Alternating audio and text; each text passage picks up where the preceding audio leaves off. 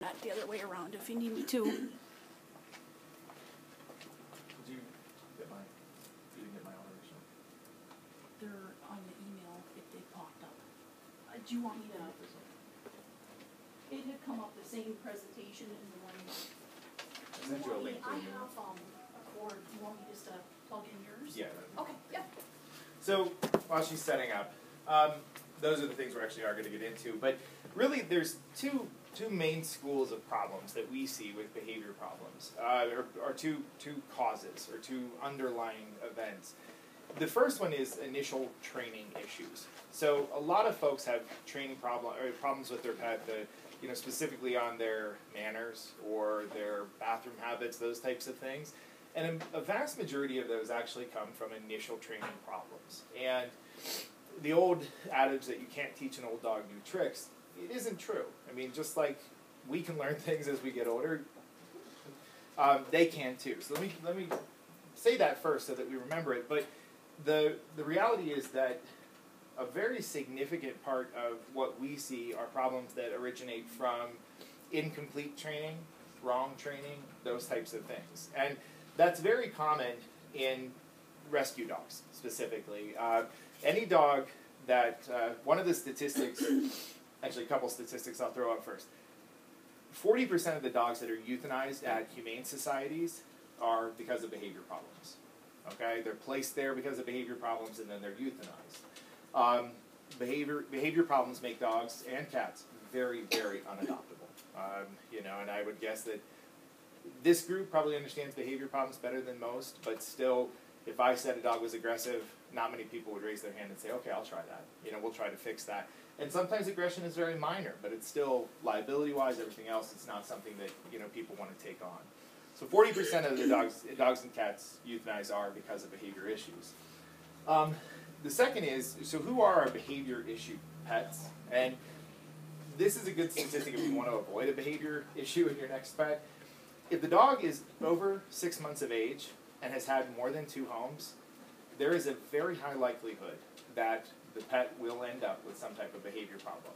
Most commonly, separation anxiety, other fears, other dominance, those types of things can come up. But again, over 6 months of age, when it comes to your home, the forever home, and multiple homes before that, very, very likely to have a problem. So the other type of problem that we run into frequently is a true behavior issue that comes from imbalances or medical conditions. And those are, unfortunately some pets have both. We do see combinations of those things where pets with training problems then develop a medical problem as well, and then we have a real cascade of issues that makes it hard to fix things. And those second ones with medical problems, they're the ones that typically we end up with medical therapy as well as possibly drug therapy for their behavior condition, that type of thing. And actually that's where I'll start moving on. So what is the first step in assessing a pet's behavior problem? The first step in our part is always assessing the complete health of the pet. Because if your pet has Cushing's, which is an increased steroid in the body, is anybody here aware of roid rage, steroid rage, people who, bodybuilders, and they can have rage issues because of that? Now imagine your dog taking steroids and having them in the body all the time creates the same issues. Not necessarily the true rage, but definitely edging towards aggression, towards excitement, those types of things. So what does that do to a pet that already has a behavior issue, or what does that do to a normal dog? It makes them seem out of place. It makes them seem as though there's a significant problem there. So whenever, and we run into this frequently, we schedule a behavior consult. The first step is we schedule an exam. Like we have a little bit of contact with the pet, see what that's like, but we do an exam, we do blood work, we do those types of things because we have to find out if there's 2 sets of problems here or just one. Because I've seen behavior consults where they go to a behaviorist, they come back and they spend hundreds to thousands of dollars on this stuff, different, putting in fences, those types of things, and nothing works. And then we do some blood work and we find out with a $40 blood panel, we find out, well, there's a medical condition. This dog never would have gotten better if we don't at least address that part of it. Now, fortunately, most of those you find the problem, you treat it, they do get better. They do well. But unfortunately, that oftentimes is, well, why would my pet's not sick, he's fine, looks good, everything else, why would I worry about what his blood work looks like? Well, because that underlying problem really could be all of it. I mean, I've had dogs that we treat for Cushing's disease or Addison's disease, which is the opposite.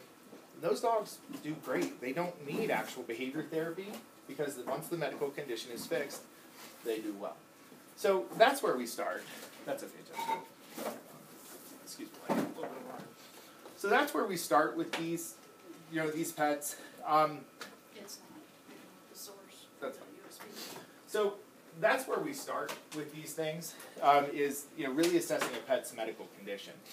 Now, so we've moved past that step. Now, what if the pet doesn't have any medical conditions? And that's really what we're going to talk about tonight is, what about a healthy pet with a true behavior issue?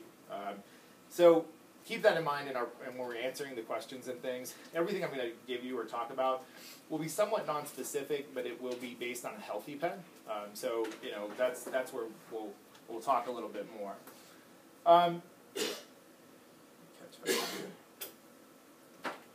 So with those two types of problems, the initial behavior training problems or true medical related or chemically related behavior problems, serotonin reuptake problems, depression, depression type illnesses in people translate to behavior problems in dogs.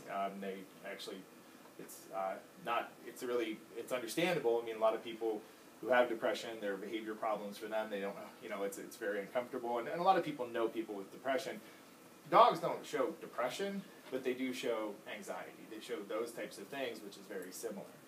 But the main types of the developed behavior problems, the medical behavior problems that we're talking about, the three main ones that we see are anxiety, aggression, and territorialism, possessiveness. And by and far, the most common is anxiety. And of anxiety, I would bet that of the anxiety cases, that amounts to about 90% of the behavior problems that we see in the clinic, but about 60% of the consults. Because more of the aggression dogs end up here. Because people see the aggression and they can't have it. I mean, there's almost always a child that will be bit or another person or the liability comes into play. So we end up having more of those folks actually schedule to have the consults. But by and far, anxiety is the biggest issue. A lot of people live with storm phobias or loud noise phobias or other things because they think that, oh, that's normal or it's manageable, that type of thing, which actually they can get worse over time. So I'm always cautious to say, yeah, just let it go. But, like I said, most of ours are anxiety, aggression is there. Territorialism actually usually comes from the fear, anxiety side of this, or somewhat the aggression side of it. We also see obsessive-compulsive disorder. I think I actually diagnosed my first one about 6 months ago. I did a paper on it whenever I was in college on obsessive-compulsive disorder. It's really kind of neat, and they have these obsessive things, and you can medicate them and everything else. It never happens. I mean, it's there, but you never really see it as a vet. But last month we actually did have a dog that it constantly will play fetch. And there was a movie at some point where the dog did this. It just wouldn't stop. That's what this dog did. It would get up at 2 in the morning and act like it had to go outside. And as soon as it went outside, it wanted to play fetch. And the owners would chase it around, try to get it to come back in for an hour, and wouldn't work. So it's, that obsessive-compulsive stuff is rare. It is kind of interesting because of they do things like fly biting, which is they think there's a fly in the peripheral vision and they snap at it. And this is common in Dobermans with obsessive-compulsive. They'll be sitting there and they'll just constantly like this, snap, snap, snap.